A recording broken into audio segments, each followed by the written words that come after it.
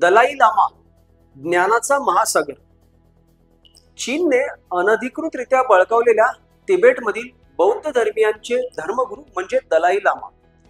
आता सद्यस्थितीतील 14व्या दलाई लामा यांनी असं जाहीर केलं की पुढचा दलाई लामा हा माझ्या मृत्यूनंतरच निवडला जाईल.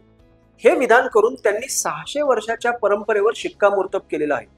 सद्यस्थितीतील दलाई लामा यांचे मूळ नाव तेनसिंग ग्यात्सो असे होते आणि त्यांना त्यांच्या बालपणीच दलाई लामा म्हणून निवडले गेले.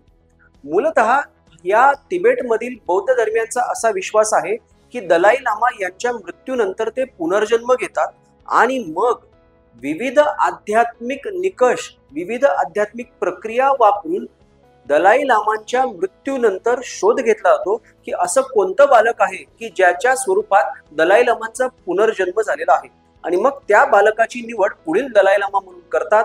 त्यांना बौद्ध धर्माची दीक्षा आणि भविष्यात प्रशिक्षण दिलं जातं आणि अशा प्रकारे नवीन दलाई लामा निवडला जातो.